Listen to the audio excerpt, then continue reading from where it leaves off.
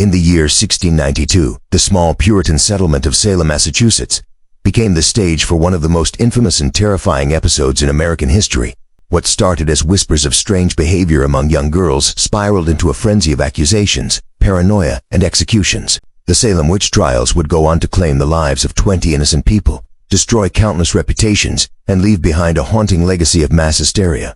Even centuries later, the story of Salem continues to disturb us, because it shows how fear, superstition, and power can lead to devastating consequences. The origins of the Salem Witch Trials began in January 1692, when two young girls, Betty Parris, the 9-year-old daughter of Reverend Samuel Parris, and her 11-year-old cousin Abigail Williams, began displaying strange and alarming behavior. They screamed uncontrollably, twisted their bodies into unnatural positions, and claimed to be pinched or pricked by invisible forces. At first, the local physician could not find any natural explanation for their condition, and under the deeply religious beliefs of the Puritan community, many concluded that witchcraft was the cause.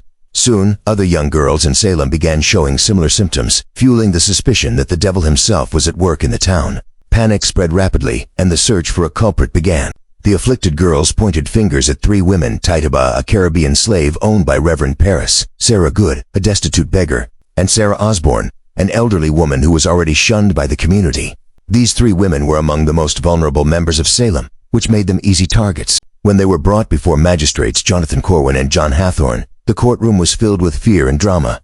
Sarah Good insisted on her innocence. Sarah Osborne denied any involvement, but Tituba, perhaps under pressure or fear, confessed to practicing witchcraft. She claimed that the devil had recruited her and others in the village to destroy the Puritans. Her confession shocked everyone and set the stage for even more accusations. Once the first confessions were made, the witch panic spread like wildfire. Neighbors began accusing neighbors, families turned against each other, and long-buried grudges resurfaced under the excuse of witchcraft. What had started with three women soon expanded to dozens. The courts were overwhelmed with testimonies, many of which came from the afflicted girls who claimed they were tormented by the spirits of the accused. Their dramatic fits and screams in the courtroom often swayed the judges, even when there was no solid evidence. The trials were not fair by any modern standard. The accused were often presumed guilty before they even entered the courtroom. Spectral evidence, testimony that the accused person's spirit had appeared to the victim in a dream or vision, was accepted as proof. Imagine being condemned to death simply because someone claimed they saw your spirit at night. This irrational system created an environment where almost anyone could be accused, and almost no one could defend themselves. Between June and September of 1692, the executions began. 19 people were hanged on Gallows Hill, and one man, Giles Corey, was pressed to death with heavy stones because he refused to enter a plea. His final words, according to legend, were chillingly defiant: "More weight." These deaths created an atmosphere of terror, but they also highlighted the brutal consequences of mass hysteria. Families of the accused were left destitute, their reputations destroyed, and the town of Salem itself was forever scarred.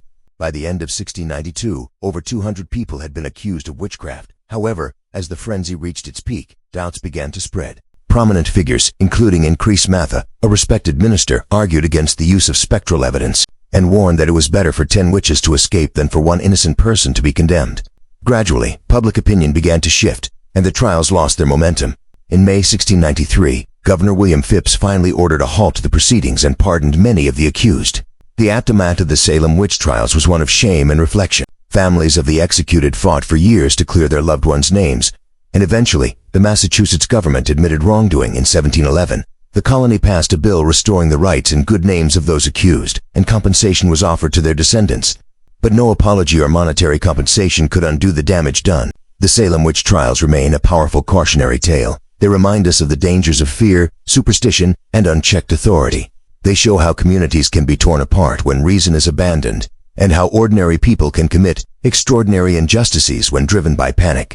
Even today, the story of Salem echoes in modern society, where rumors, paranoia, and mob mentality can still destroy lives.